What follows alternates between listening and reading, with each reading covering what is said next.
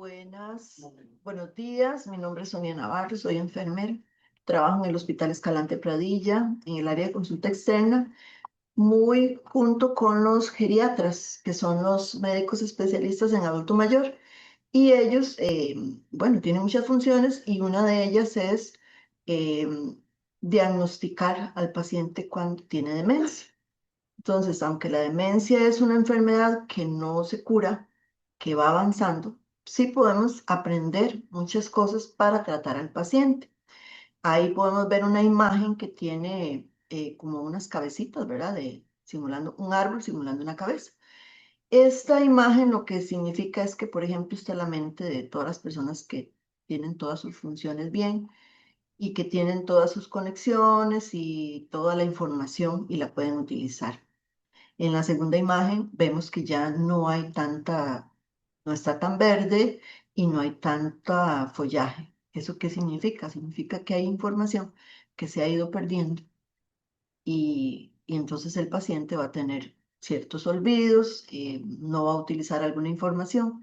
Y ya en esta que está más roja, ¿verdad? Que ya las hojitas ya no están tan funcionales y se perdió muchísima información, no hay mucho follaje en esta imagen. Entonces eso es lo que va a ir pasando en las personas con demencia. Ahora, cuando ustedes traen un paciente a que lo vea el geriatra, normalmente o generalmente ya han visto cosas. Han visto que la persona se pierde, se le olvidan cosas, repite, camina sin rumbo, sin tener un norte, qué es lo que está haciendo. Y han estado notando cositas desde hace 1 o 2 añitos. Y cuando vienen, el médico le hace un test que va a depender del estado de escolaridad, ¿verdad? Hasta qué grado llegó de la escuela o del colegio, a la universidad. Y así le van haciendo un montón de preguntas, un montón digamos, de exámenes, de sumas, restas, le ponen a hacer un reloj, le ponen a decir palabras, a hacer frases. Y el paciente, hay unas cosas que sí puede hacer y otras que no. Entonces ahí ellos ayudados con un TAC y con lo que cuentan los familiares, pues pueden hacer un diagnóstico de demencia. O sea, aquí también quiero decir que no es algo que se sale por una casualidad, no, es porque hay alguna evidencia, hay algo que ustedes han notado en esa persona. Bueno, ¿y qué es la demencia? La demencia es un término general para referirse a una alteración de la capacidad para poder recordar, pensar, tomar decisiones, saber quién es uno, usar la experiencia que uno ha adquirido en la vida para hacer las cosas. Por ejemplo, ya uno sabe cómo se hace un arroz, cómo uno se baña, se viste, ¿verdad? Entonces, en las personas que tienen demencia, toda esta información va a interferir en la realización de las actividades cotidianas, como bañarse, como peinarse, como hacer todas las cosas que hacemos por sí solos. Y entonces eso no solo le va a afectar a la persona, sino también a la familia. Esto es persistente en el tiempo, aunque las personas a veces amanecen muy bien y usted le pregunta algo y le contesta bien y todo, pero cada día vamos viendo que se van perdiendo las funciones, ¿verdad? A cada persona le va a afectar diferente de acuerdo a su estilo de vida. Entonces, por ejemplo, una persona que trabajaba en el campo, pues va a hablar más cosas del campo. Una persona que ha estado más sedentaria también le va a costar tal vez incluso caminar más o le va a costar más relacionarse con la gente. Y como lo dije hace un momento, no solo afecta a ellos, sino a toda la familia, porque ya uno tiene que estar pendiente de ese familiar que necesita ayuda. Y puede ser fluctuante, eso quiere decir que hay días que están muy bien y hay días que pueden estar más olvidadizos. Hay diferentes tipos de demencia. Algunas demencias, bueno, tienen nombre. Una se llama Alzheimer, que es muy común. Otra se llama demencia vascular, demencia de los cuerpos de Lewis. Hay varias. Hay una que es asociada al Parkinson. Pero lo que yo he visto en mi experiencia, digamos, en trabajar con pacientes, es que al final todos terminan parecido. Es una enfermedad que es progresiva, que es degenerativa, o sea, cada día se van perdiendo más funciones y la persona llega a depender totalmente de la familia para que lo cuide. Llega un momento de la demencia que la persona no puede vivir sola, no se puede asistir sola y hay que hacer todo por ellos. La demencia se puede clasificar de una forma muy fácil y es en la etapa inicial, en la etapa intermedia y en la etapa final. Hay otras clasificaciones, pero vamos a hablar de esta. Cuando una persona está empezando con la demencia, se le olvidan cosas digamos que siempre han estado muy presentes, por ejemplo, un cumpleaños, el nombre de alguna persona, el nombre de los hijos, o tenía una cita y no se acordó que tenía esa cita. Puede hacer que vaya caminando, digamos, a la pulpería y de repente no se acuerde cómo volver a la casa, o está en la casa y no se acuerda cómo llegar al cuarto, ¿verdad? A veces entonces empieza a decir, alcánceme ese chunche, esa cosa, porque se le olvida el nombre. Y no es porque ellos estén haciendo, sino es porque, como les expliqué anterior, no hay esa conexión a nivel cerebral y entonces las personas se les olvida esos detalles, pierde las cosas y ni se da cuenta que las pierde, ¿verdad? Por ejemplo, el control remoto, los lentes, a veces a uno se le pierde pero se dice, ¿dónde los dejé? Pero esa persona tan siquiera ni se acuerda que dejó los lentes en otros lados. Puede tender a confundir situaciones. ¿Eso qué significa? Que, por ejemplo, llega una persona y cuenta que le pasó, que alguien llegó a visitarla, que tenía años de no verla y que, ¿verdad? Alguna situación cualquiera que una persona cuente y es el paciente hace suya esa información. Entonces hay que tener mucho cuidado con lo que hablamos delante de ellos, porque si son cosas positivas, pues no importa. Pero a veces pasa que la gente empieza a contar como sufrimientos, que tiene muchos dolores, que tiene muchas cosas, y el paciente hace que es a él el que le está pasando eso. Y fue tal vez una vecina que le pasó algo y ella dice que fue a él, ¿verdad? Y entonces pueden ser cosas digamos, muy fáciles, pero también pueden ser otras, como por ejemplo el dinero o algo así, que ya es un poco más comprometedor. Entonces, ahí es importante uno saber más o menos en qué etapa estamos, porque de acuerdo en la etapa en que está, esa persona va a requerir pues de más apoyo, de cosas que podamos hacer por él. Y también hay que estarlo cuidando mucho de que no se nos vaya a perder, de que no se vaya a caer, ¿verdad? Cuando estamos en una etapa inicial. Ya en una etapa moderada, ya la demencia ha avanzado un poco más y tendemos a ver otras cosas. Por ejemplo, hay que tener muchísimo cuidado porque si una persona maneja un vehículo, podría ignorar las señales de tránsito, se puede brincar un alto y puede hacer de tener un accidente o causarle daño a una persona. Entonces hay que tener uno de ahí la capacidad de poder decir, papá, es que el carro está malo, no ha llegado el repuesto o algo. Y tal vez las señoras, pues muchas no manejan un vehículo, pero sí pueden manejar un cuchillo muy filoso. Entonces en la cocina tratar de no tener cuchillos muy filosos, tijeras que tengan mucha punta, cosas que les pueden hacer daño, ¿verdad? Ella en la etapa madurada pasa muchísimo que las personas confunden el dinero y entonces no saben si es un billete de 20 o uno de 1000, entonces ya uno no les puede dejar el dinero a ellos. Ya en esta etapa hay que ver cómo hacemos para que si tienen una pensioncita, pues que tenga una tarjeta para retirársela. No podemos dejarlo que vaya solo a la pulpería porque a veces llevan un billete de 20 y pagan 500 y pierden el vuelto o dicen que tenían ese dinero en tal parte y que alguien se lo robó y generalmente culpan a la persona que tiene más cerca, o sea, el cuidador. Entonces también es muy importante que los cuidadores, los hijos y los que tal vez no están tan cerca, pues sepamos todo eso, porque una persona podría llegar y contarle que a mí me están robando aquí la plata, que no me dan de comer, y es que ellos están confundiendo situaciones, ¿verdad? Entonces ya en una etapa moderada también la gente ya no puede elegir la ropa, ya no elige la comida, entonces ya uno le dice, tenga mamá, póngase esta ropa, vamos a darle esta comida, porque a veces ellos no pueden procesar esa información y más bien lo que hacen es como frustrarse de ver de que no pueden decidir, ¿verdad? Entonces hay que irles ayudando en ese sentido.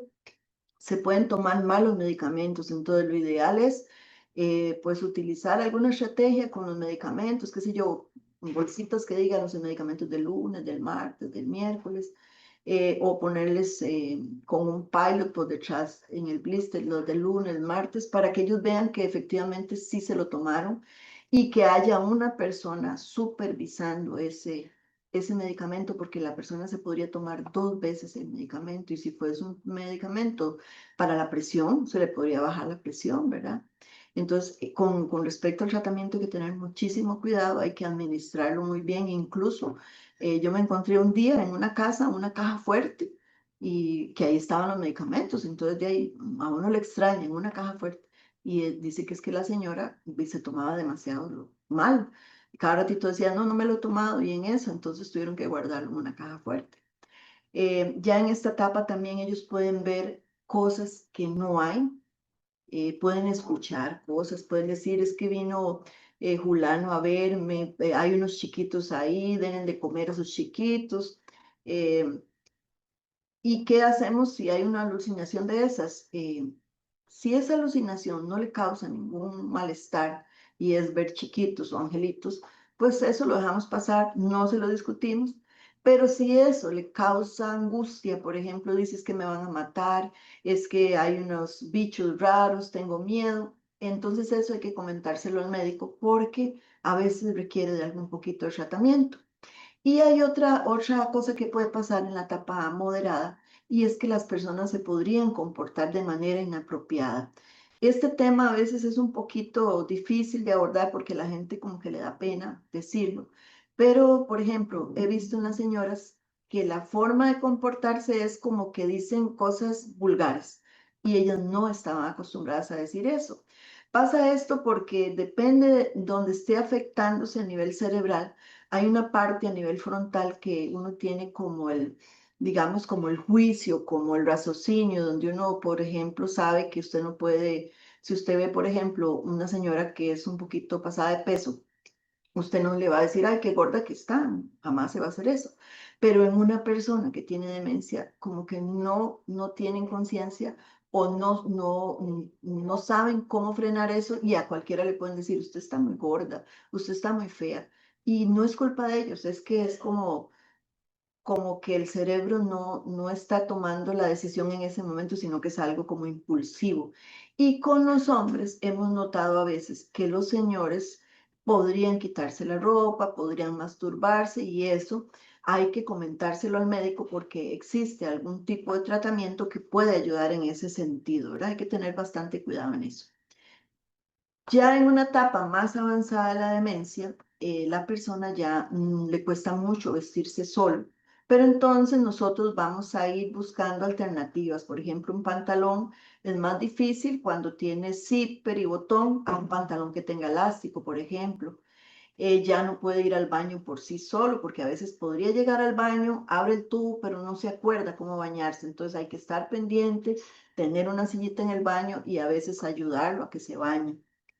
Puede presentar incontinencias y es muy peligroso estas incontinencias porque a veces dejan un poquito de orines y en esos mismos orines se pueden resbalar y caerse.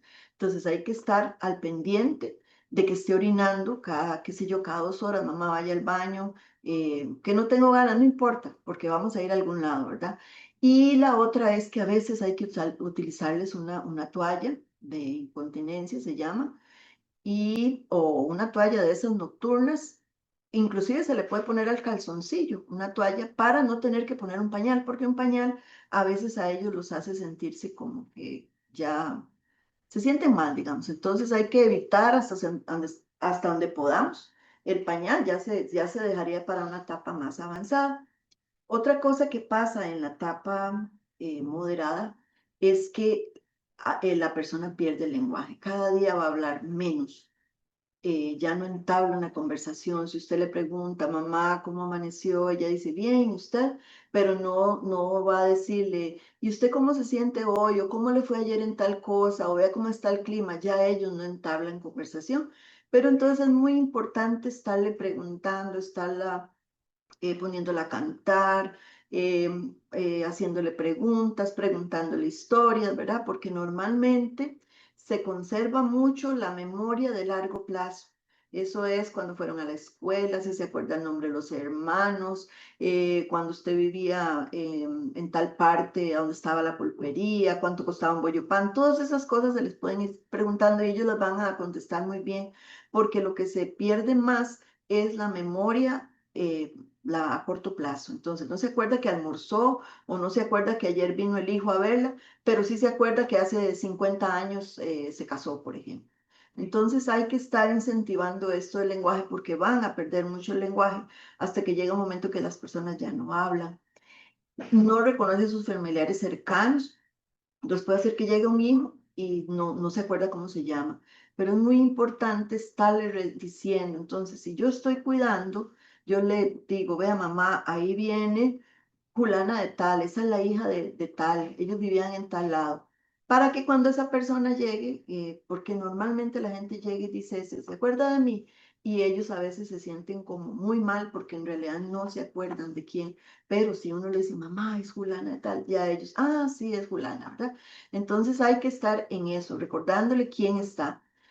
Hay gente que hace cositas muy, muy bonitas, ¿verdad? En una casa yo vi las fotos y les tenían el nombre a cada persona. Entonces ella decía, ¿dónde está? ¿Quién es este? Y entonces ahí estaba apuntado, ¿verdad? Que era, qué sé yo, Eladio o María, ¿verdad? En las fotos más grandes, más bonitas, digamos, las que tienen en la casa. En una etapa ya moderada avanzada de la que estamos hablando, ya la persona le va a costar mantener la casita erguida, se va agachando y también va encorvando el cuerpito y ya le va a costar un poco más caminar hasta que llega un momento en que ya no puede caminar y tenemos que ponerlo en una sillita de ruedas. Como les dije antes, esta enfermedad va avanzando. ¿Cuánto tiempo dura? No se puede decir.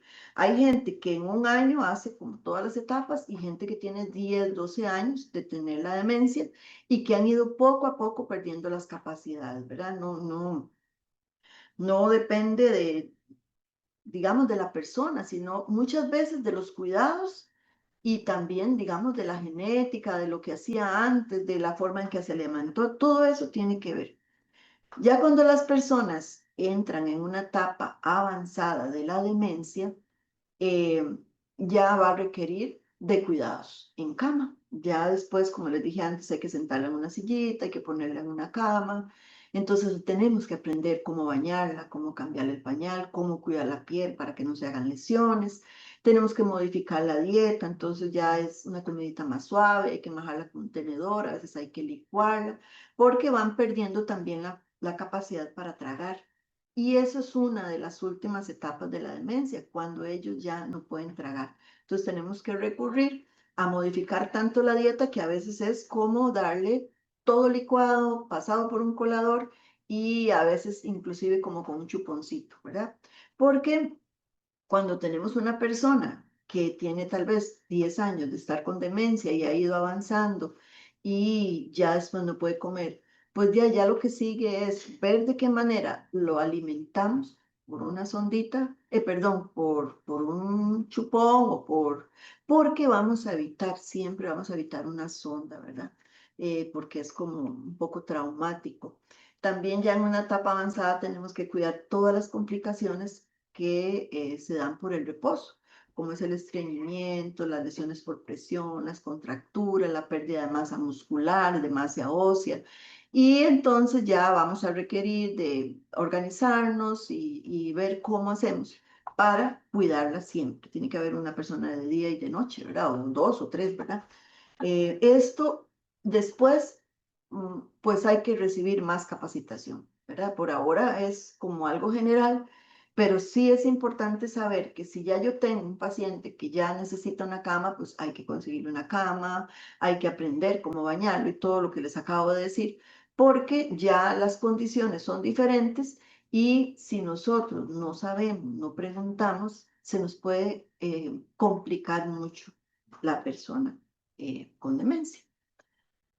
Algunas recomendaciones generales que les podemos dar es que, bueno, estas personas siempre hay que apoyarlas incondicionalmente, decirle, mamá, yo estoy aquí para cuidarla, para asistirla, yo la ayudo, nunca hacerla sentirse culpable, ni que es que usted no entiende, no, no. Ellos no van a comprender todo eso, sino más bien, aquí estoy, ¿en qué me ocupa? Venga, yo la llevo, yo la ayudo.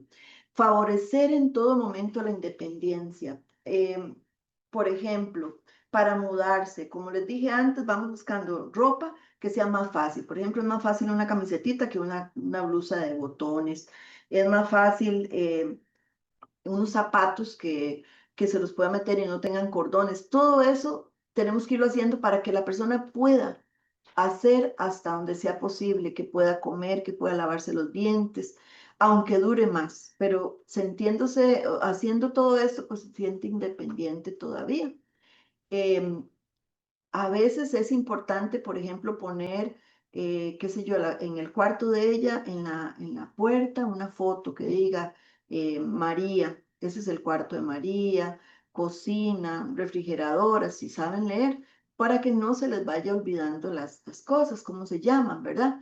eh, Favorecer que realice actividades pequeñas, por ejemplo, podemos ponerle a que doble las medias, a que doble los limpiones, podemos ponerle a escoger frijoles, desgranar maíz, a que pinte, a que haga jueguitos, son buenos, por ejemplo, los Legos, los jueguitos que usan las personas, los niños, 3, 4 años, todo eso es muy bueno, que ellos tengan cosas que hacer, porque la gente de, digamos, de antes, estamos muy acostumbrados a siempre estar trabajando y de repente que no tenga nada que hacer, pues hace que pueda hacerse como avanzar más rápido esta enfermedad y sentirse como a veces deprimidos, se sienten inútiles, ya yo no puedo hacer esto, no puedo hacer lo otro. Si yo estoy en la cocina, puedo decirle, mamá, venga, péleme usted estos ajos, vamos a quitarle las puntitas a las vainicas, o sea, e involucrarlos. Si estoy haciendo tortillas, pues que ellos los hagan, que hagan un pancito casero, o sea, mientras haya alguien ahí supervisando, ellos pueden hacer muchas actividades. Y otra cosa muy importante es que hayan rutinas.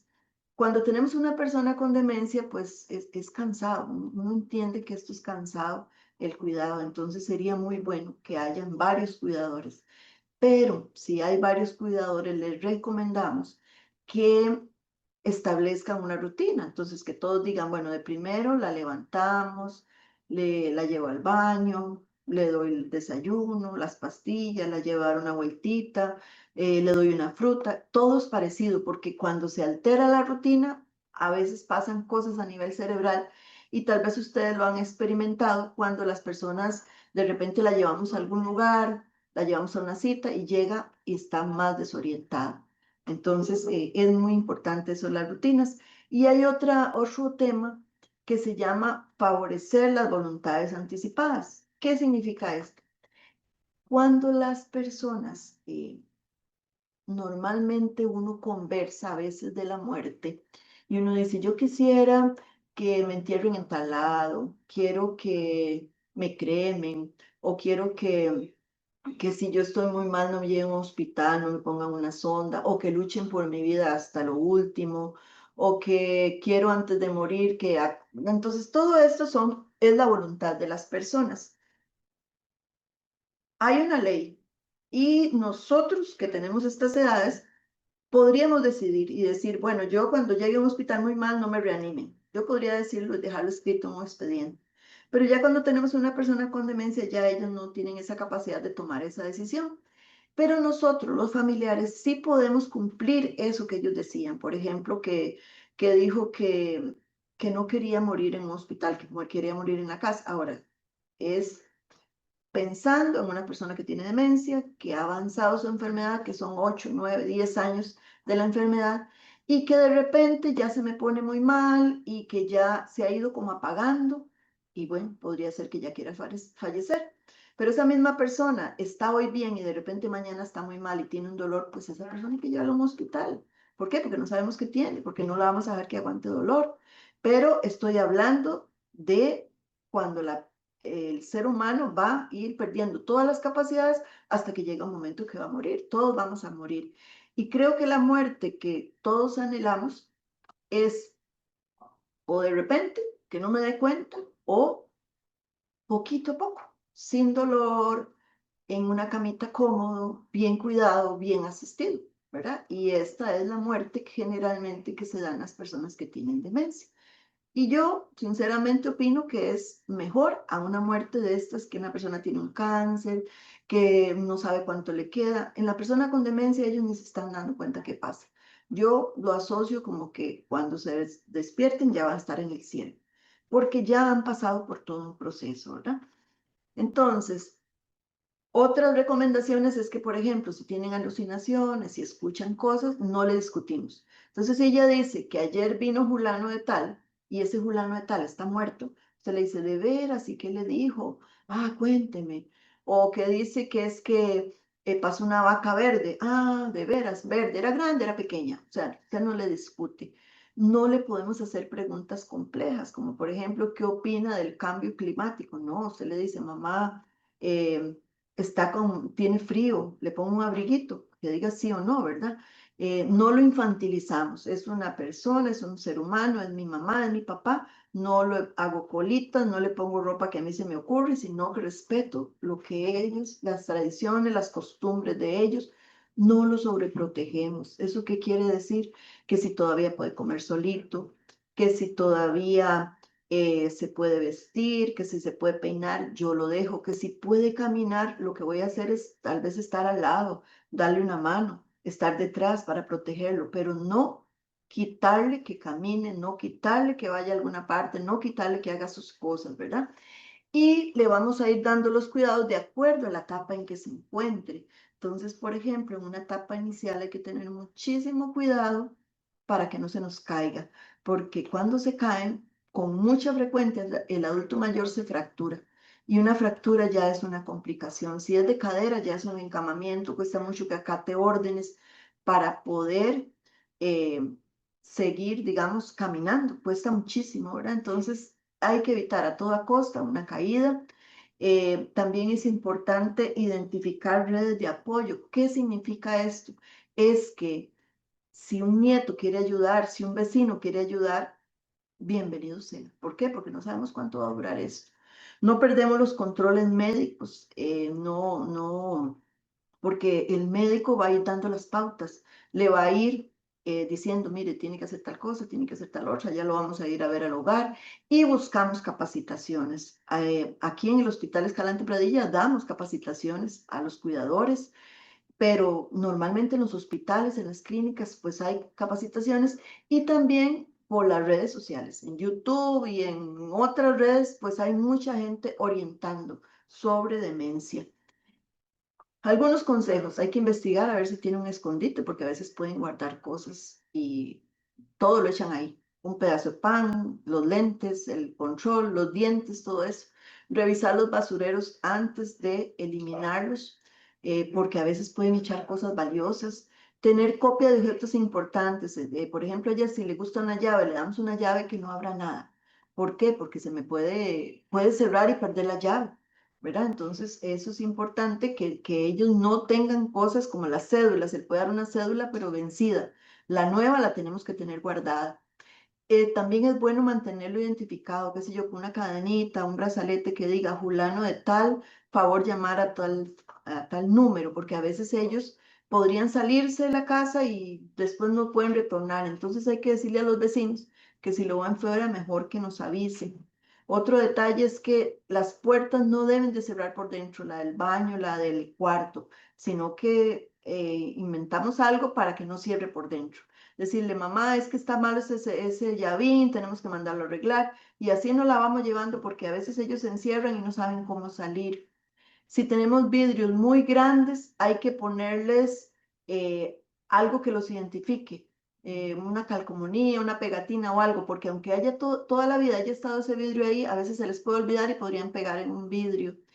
Y también si tenemos cocina de gas o eléctrica, hay que bajarle la cuchilla o bajar la perillita del gas porque ellos pueden pasar y prender sin darse cuenta o dejar la cocina prendida o dejar las luces prendidas o la llave abierta. Entonces tenemos que estar como detrás de todos esos detallitos.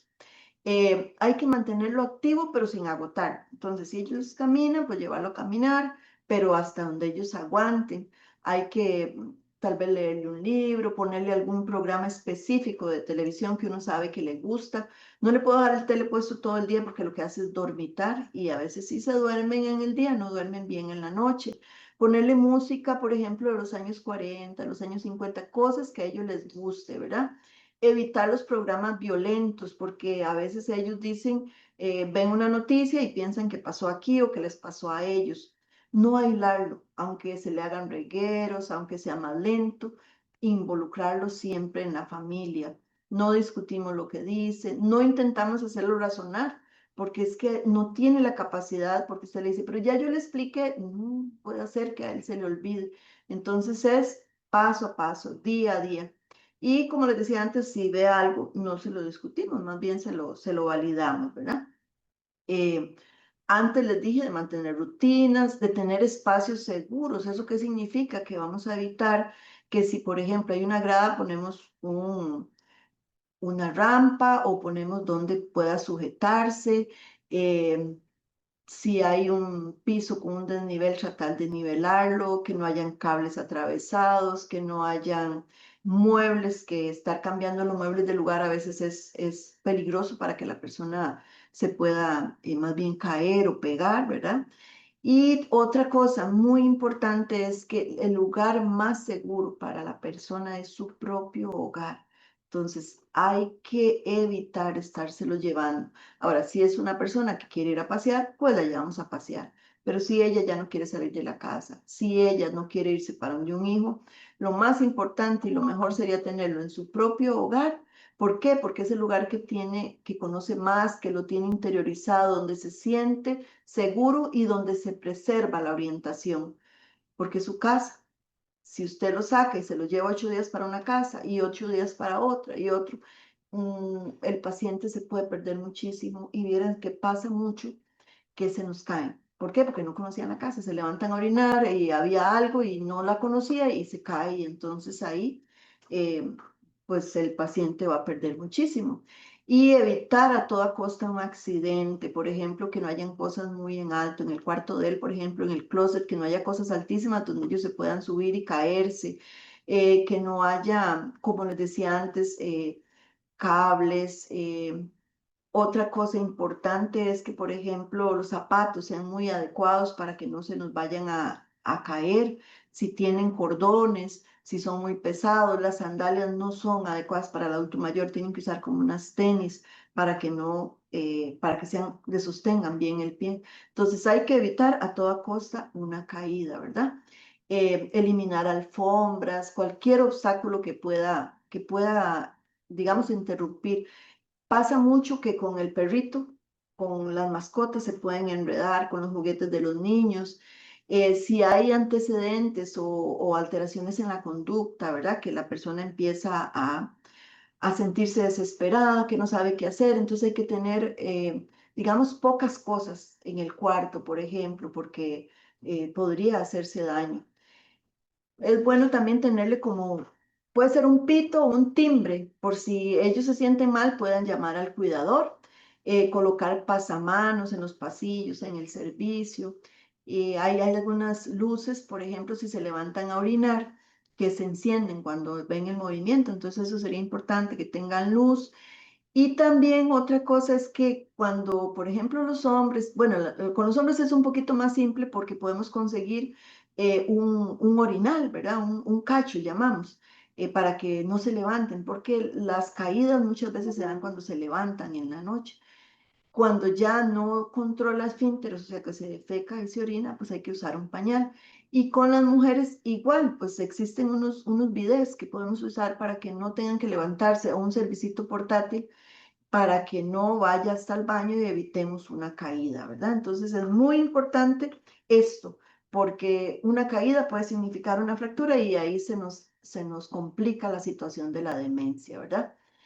En cuanto a las comidas, pues hay que tratar de tenerlo bien nutrido, darles alimentos que tengan proteínas, que tengan vitaminas, ¿verdad? Como carnes, como verduras, como frutas. A veces al adulto mayor no le gusta la carne, pero tal vez le gusta el pescado, tal vez le gusta el pollo.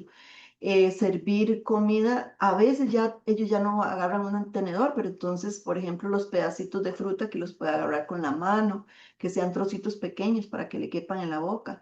Y ya en las últimas etapas, ya la persona le va a costar más comer, entonces vamos a tener que licuar la comida o licuarla y pasarla por colador para que ya puedan alimentarse. Darle una cuchara pequeña para que no se eche mucha comida en la boca, porque en las últimas etapas la persona puede tener problemas de que se atragantan, que se le va la comida, digamos, como por mal camino. Entonces, eso también es un tema que hay que aprender, es todo un tema. Ahora estamos hablando de algo muy general, pero sí es necesario aprender mucho para cuidar al paciente con demencia. Si yo no me interesa en aprender, si yo pienso que no lo tiene, pues el que va a salir complicado es o perjudicado es el paciente. ¿Por qué? Porque se podría complicar con una caída, con que se le atraviese la comida, con que se le hagan lesiones y entonces eso puede agravarlo y llevarlo a la muerte más rápido, ¿verdad? Y también en cuanto a las comidas, hay que tener presente que la persona a veces se le olvida que el café está muy caliente y de una vez se lo toma y se podría quemar. Entonces, cuando yo le sirvo la comidita es porque ya se la puede comer, ¿verdad? Porque a ellos se les puede olvidar que hay que tener sus cuidados. Eh, Hay muchos temas de los cuales podemos hablar con respecto al paciente con demencia. Esto que les acabo de mencionar son generalidades de la persona con demencia. Vamos a tratar de hacer más charlas para podérselas compartir, porque sí, son muchos temas, pero todo no lo podemos aprender en un día, ni en un ratito. Entonces, vamos a dejar hasta aquí porque vamos a hacer otra y ahí les vamos a estar enviando esta información. Espero que la información les sirva, que la pueda poner en práctica y que la persona que ustedes cuidan pues esté muy bien cuidada.